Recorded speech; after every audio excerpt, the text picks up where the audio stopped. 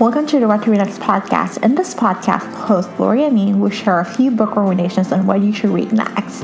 If you have a passion for books, then join us for this fun bookish episode. Welcome to your What to Read Next podcast. Today I have a fun mini episode to share with you that I'm beyond excited. I want to share with you a series of Latinx Romance Authors. A little bit about me. I am Puerto Rican. I was born and raised in the island. I moved to the States when I turned 18. I went to college to Syracuse, and I currently live in New York City. My first language is Spanish, and my family still lives in Puerto Rico. So I'm still connected to my Latin culture, to Puerto Rico, and whatnot. Over the past year, I've made a conscious effort to look for books that reflect my experience. I want to read about Latinx characters, especially Caribbean Latinos. I'm happy to share there are some books out there. Not a lot of publishers are publishing books like that, but some of the publishers are publishing are Kensington, Avon, and Carina are publishing great books that you must pick up. Now let's get to this book recommendation. The first author I want to recommend is Adriana Herrera. She writes queer Afro-Latino experience and it's so good. In American Dreamer, we see Nesta, a food truck owner, and Jude, a librarian, falling in love. There's strong family connection, and there's lots of food. So just don't be hungry when you read this book because you're going to be ready to go to look for that food truck. That book is so good. This was a solid 5-star read. It's set in Ithaca, there's a group of friends, and the next follow-up books are about them. The second book in the series is American Fairy Tale, and it's steamy from the get-go. They hook up. It's instant lust, but then they're just kind of get together afterwards, so it's kind of fun. It is so good. I love the main characters, and one of the main characters it features a white passing man who grew up in the island and is living in New York City. So I felt that my experience as a white passing Latina experience living in New York City was reflected. So that was something that was so unique, and I was so grateful for. Here's the thing, that this is my story. It was such a treat to see the other character, who is a Cuban who comes from the Marielitos, which is in the 1980s, Fidel Castro allowed Cubans to leave the island. And they were called the Marielitos. So it talks about their story, it talks about their growth, their struggles, and no information. So this story really deals with communication, consent, and there's a cute kid who's so adorable. So this was so good. The third book in the series is American Love Story, and it features a Haitian and a white man.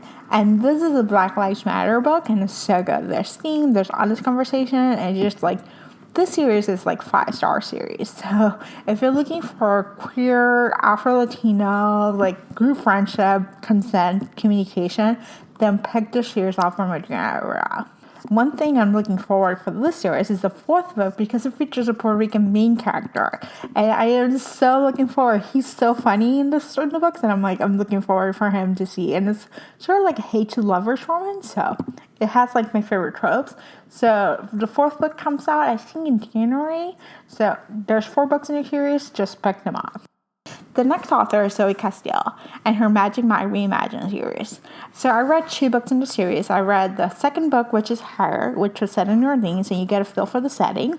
And the third book, which is Flash, which is set in Montana, and it's a bit of Beauty and the Beast reimagined. So in terms of Her, he's hired as an escort.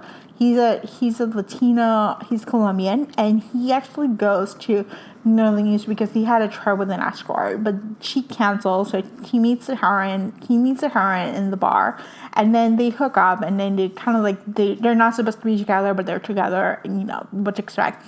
And they're basically getting a sense of New Orleans. So you get to go on tours, you get to experience the food, you get to experience the setting, so if you're looking for a New Orleans space book, Horror is a great book to read.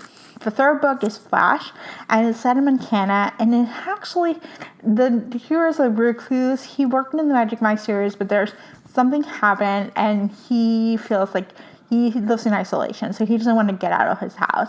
And he hires the heroine to clean his house, but he doesn't want to spend time with her, so they don't see each other. It's kind of like Beauty and the Beast. They have a great, solid group of friends, and I wish there was more books about those friendships. I wish there were books about that. So that's my only hope.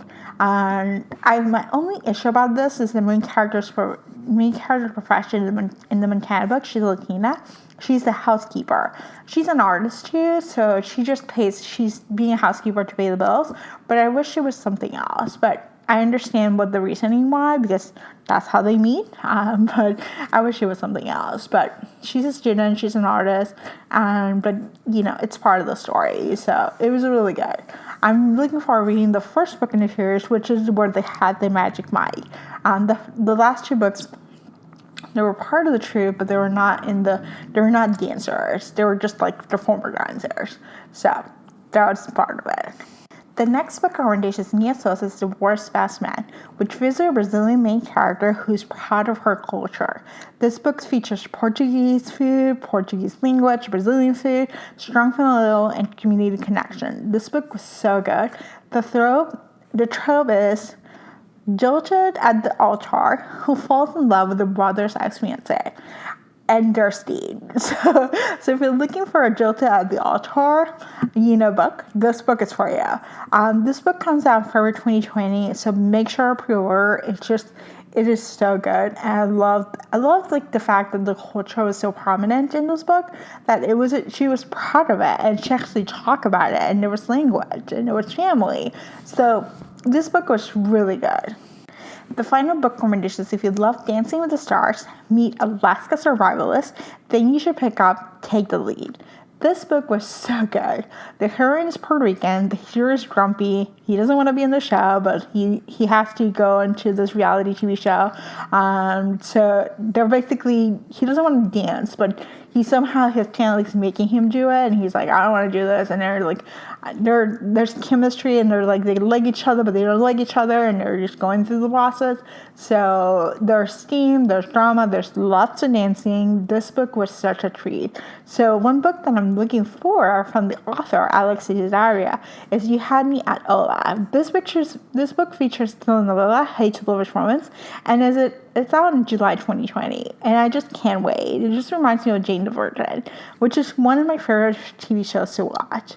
I hope you'll pick up some of these books that I recommended. If you have other Latinx authors that I should pick up next, shoot me a message at Instagram at LoriAmeenReads, or you can put a comment on the blog at whattoreadnextblog.com.